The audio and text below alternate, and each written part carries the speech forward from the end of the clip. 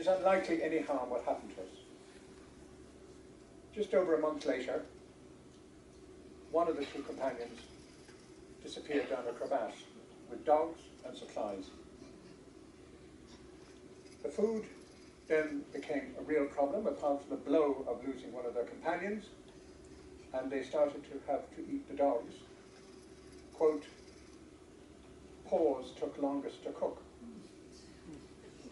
On the 1st of January, Mawson's other companion, Mertz, fell ill, and on the 8th of January, he died. Mawson was 100 miles to get back.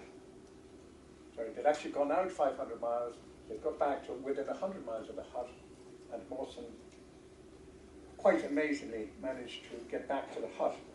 He fell down a crevasse several times, hanging, dangling on his sledge and harness, and he wrote, I could have released the harness and passed from the petty exploration of a planet to the contemplation of vaster worlds beyond. He reached the camp to find the ship had gone, but they'd left a medic and a few other companions.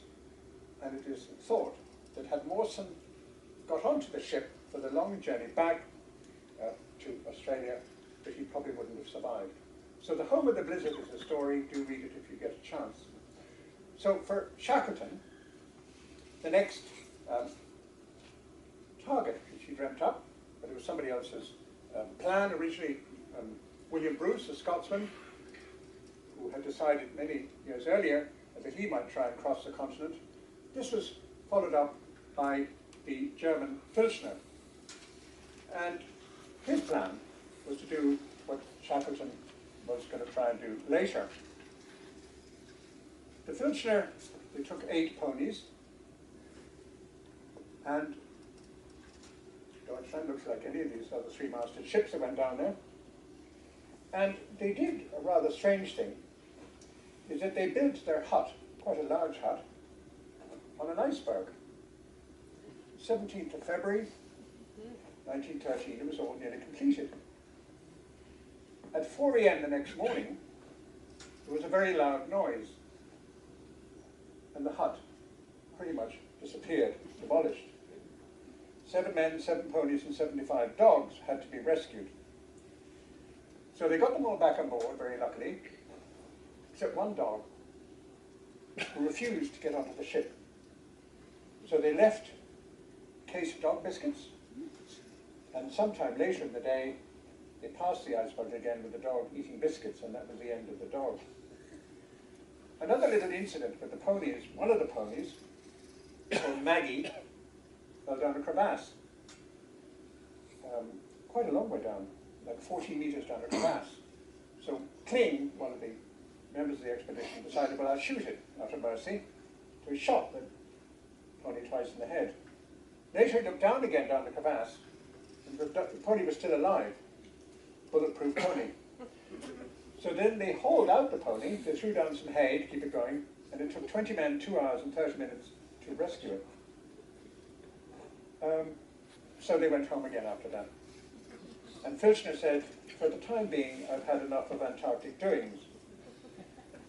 An outspoken Norwegian said, only a stupid child would attempt to build a station on an iceberg.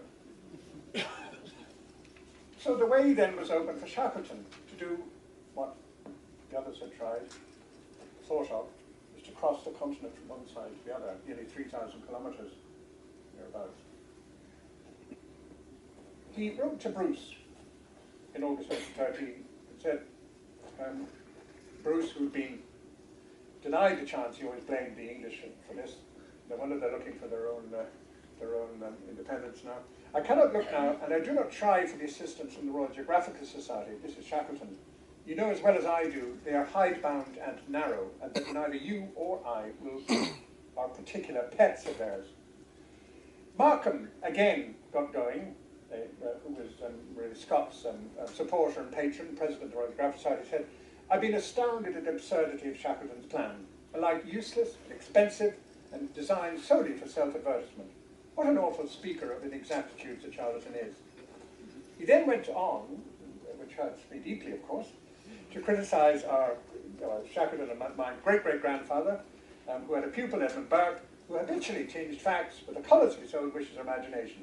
This may be a desirable habit for an orator, which Edmund Burke was a famous orator, or a journalist, but not an explorer. Anyway, this didn't deter Shackleton. He did eventually get reluctant support from various people. He put an ad in, which supposedly went, men wanted for a hazardous journey, bitter cold, long hours of complete darkness, safe return, doubtful honour and recognition of ended success.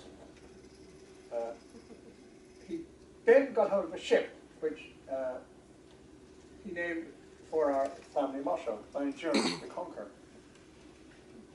which is part of our family motto for the Irish branch of the Shackleton. Fortitude is Latin, by endurance, well, more or less, vincimus, we conquer. So the two ships, one was Endurance and the other was the Aurora.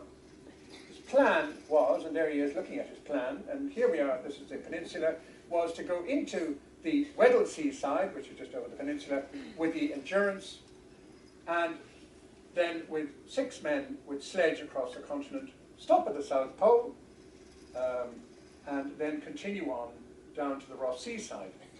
On the far side, he had another ship, the Aurora, bring men in to lay depots to the bottom of the glacier. So there was a very big distance from here to the bottom of the Above Glacier, where there'd be no food waiting for them. Anyway, as it was, it didn't concern them in the end. So that's the plan. Endurance to come in here, and the Aurora to come in here. Leave men, and they'd put depots to the bottom of the Transantarctic Mountains. That's the ad. He did have 5,000 replies, including this one, received on the 11th of January 1914. We 3 sporty girls have decided to write you and beg you to take us with you to the South Pole.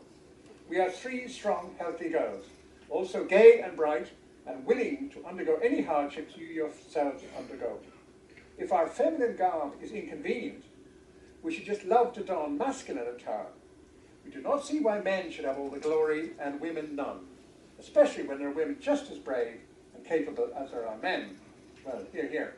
And that's changed, but I think the first woman on the continent wasn't until, or to Antarctica was until about 1935. Anyway, the 3 girls are called Peggy, Valerie and Betty. And if you want to know their address, I can tell you afterwards.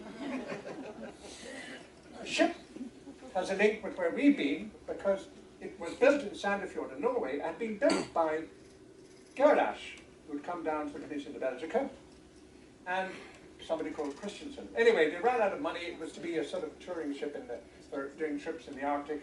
So Shackleton bought that ship for £12,860, which is about £1 million, and he renamed it, which, not, as you might remember from Woody, is not a terribly good idea. Well, in retrospect, anyway. So he went to Norway, tested sledges and various contraptions, which weren't really put to work in the end. Norway, May 1914. And here's Endurance then on the Thames. And it left Plymouth on the 8th of August 1914, which is going to be a celebration this year in Plymouth, which I may go to.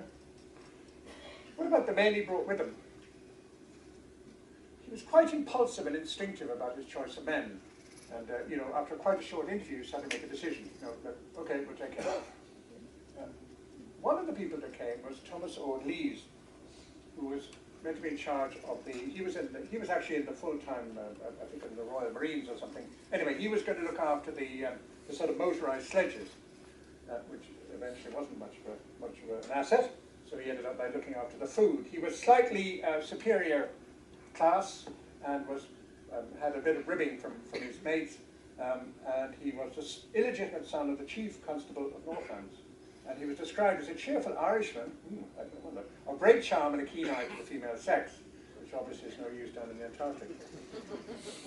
One of the key people, who actually was second choice, he tried to get John King Davis, who'd been on the captain of the Aurora, because he had the experience, to be captain of the Endurance. And he actually he announced that fact before he asked Davis, John King Davis. Of course, John King Davis said no.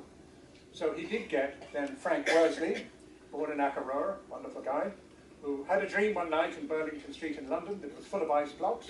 And so he went down and he was navigating a ship alongside of it in the middle of London. So he hurried like mad down to the street next morning and saw a sign on a doorpost which said, Imperial Transantarctic Expedition.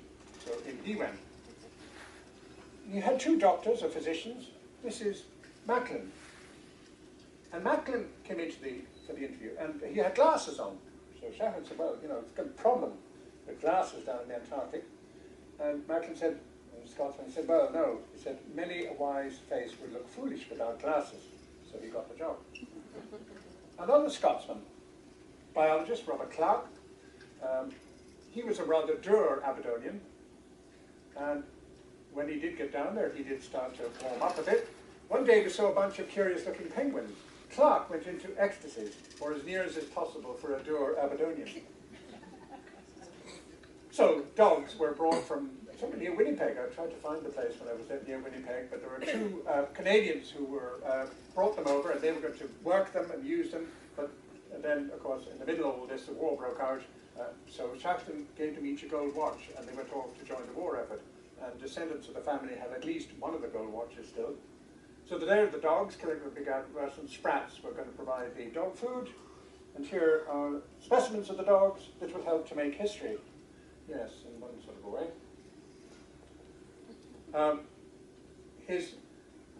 He was very keen that people should be properly fed, should be healthy diet, and also should give a bit of excitement as maybe through the long winter hours in Antarctica.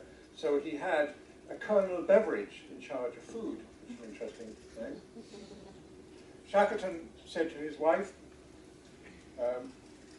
before he lived, I feel older, a bit weary, but perhaps the Antarctic will make me feel young again. When they left Britain, the band on the quayside played The Wearing of the Green. And for the three Irish on board, that must have been nice. 26th of October, then here they are in Buenos Aires, as some of you will be in the next few days. They left Buenos Aires 26th of October and reached, having taken on board, rather, I should mention this because everybody gets rather over emotional about this project. They took on two people here, one of whom was a stowaway. The other was an American pretending to be a Canadian, a guy called Bakewell, and he brought on this stowaway, Blackborough, who Shackleton got quite a rage to begin with and said, well, all right, you have to come, but there's quite a lot of meat on you, and if we run out of food, you're going to be the first to be eaten. On his shoulder, slightly more trouble, was his cat, which jumped overboard as they headed south, which is a stupid thing for a cat to do. Anyway, they rescued the cat, and the shipwright, the carpenter, McNeish, a Scotsman, also slightly dour and I think suffered from piles and was rather grumpy.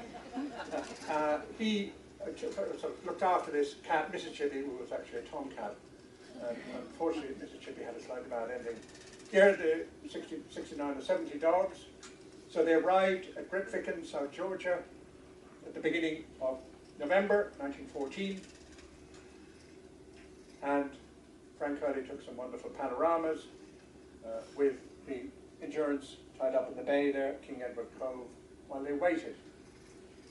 Frank Hurley, the photographer, said, carcasses are allowed to go to waste.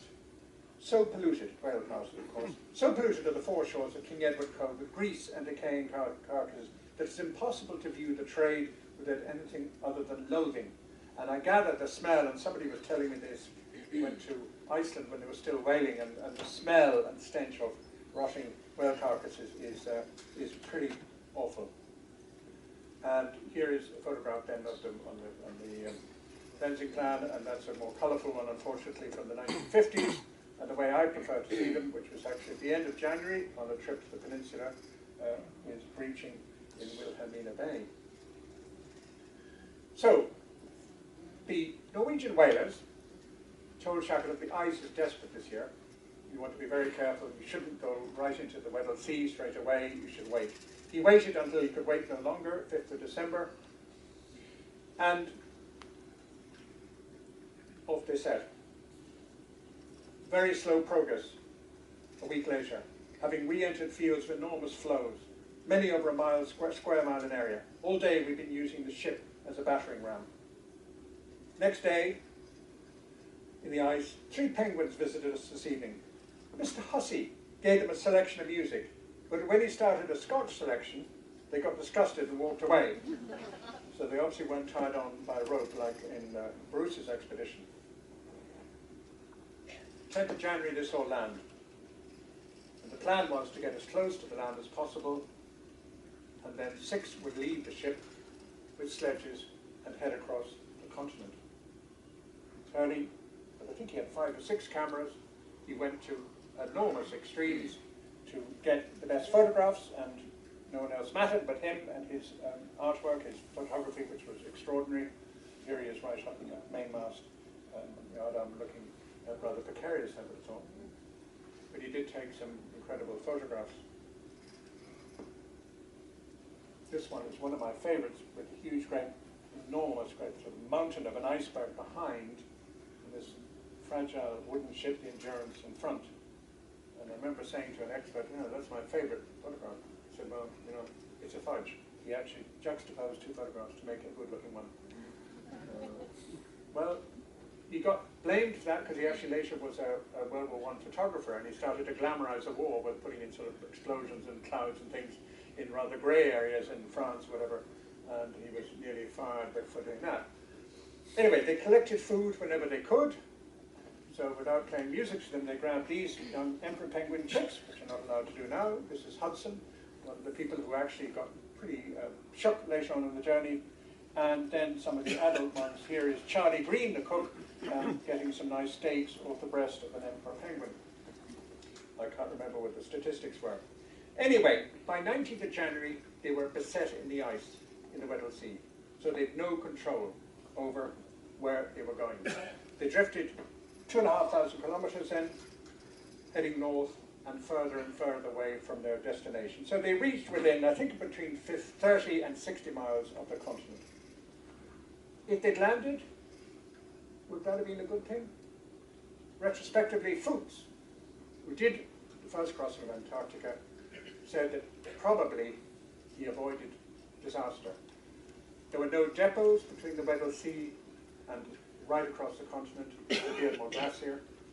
He would have probably ended up, if he was being over-optimistic about it, in the middle of the winter, sledging the middle of winter, which certainly would have been the end of them. Anyway, so they settled down and they entertained themselves.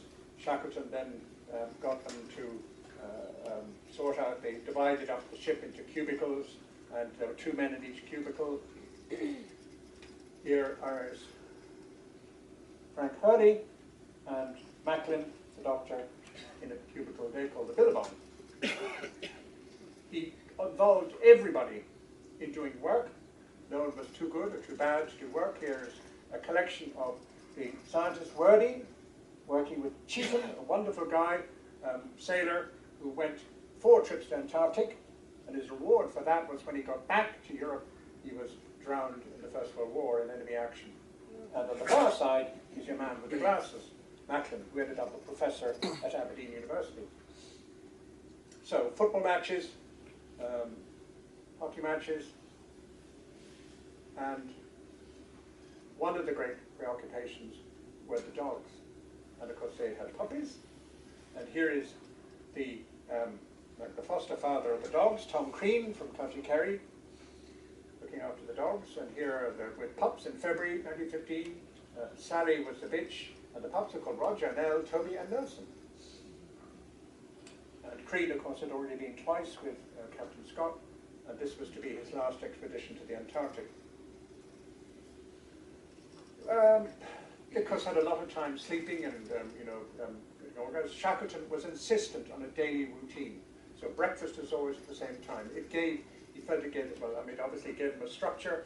So, it was at 8 o'clock every morning or whatever. And he did try and get them to do things like playing football. And he didn't intervene with poor Ord Lees, who when he went to bed used to snore extremely loudly. And you can imagine in the wooden hull of a ship, the snores reverberating. And Frank Hurley, who was not a well, you can call him a nice man, but he did whatever needed to be done. He wrote in his diary, dropped in sardines to Ordley's mouth opening much wider, then a handful of lentils into the cabin with satisfactory results. So poor Ordley's was rather picked on. He did later, about a week later, Orlees wrote in his diary, "We seem to be a wonderfully happy family, but I think Sir Ernest is a real secret behind our unanimity." Certainly wasn't Frank Hurley. Macklin at the time also, because they had rather, they were in a bad position because no one knew where they were. They were stuck in the ice. The ice was probably going to crush the ship. And Macklin wrote, the doctor with the glasses, "Shackleton at this time showed one of his sparks of real greatness. He didn't rage at all or show outwardly the slightest sign of disappointment. He told us simply and calmly that we must winter in the pack, explained its dangers and possibilities, never lost his optimism, and they prepared for the winter."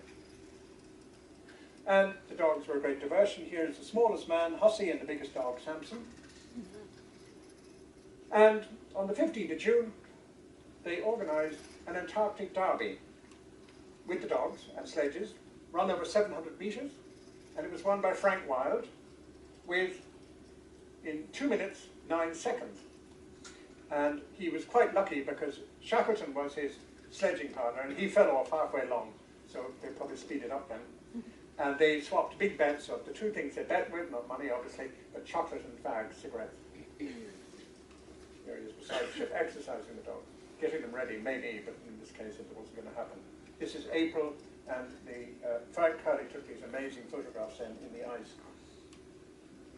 So this is just a little bit, but this is actually a map prepared by Frank Hurley, but you'll see, and sorry, I can't hardly even see it anyway, but this is Antarctica, and this is where the Endurance was beset, and then of course over this long period of time, nearly 11 months, it was pushed northwards by this big jar of ice in the Weddell Sea up to where it eventually sank.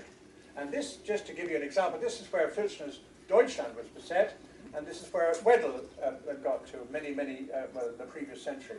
So there's quite a lot of other people who have given it a go there. This is a famous photograph, of course, by Hurley in the middle of the winter, using 20 flashes, and this is the crew in 1915, in September. So, at this stage, Sir Ernest's humour in the morning is very erratic, and apparently his humour used to go up and down inversely with the temperature. I don't know which way. However, sorry, this is just a repeat of that, just so you're really clear about what's happened very close to the land, trapped in the ice. So you just imagine being trapped in the ocean, down in the ice for 11 months. It'd be fun, wouldn't it? We'd run out of lectures quite quickly, and then what would happen? Yeah. And so it sank here, but we were not too far away if you go over the peninsula. Shackleton, 29th of September. And McNeish, the grumpy Scotsman, and one of the grumpies said, "My birthday today, and I sincerely hope to spend my next one at home." Hopefully.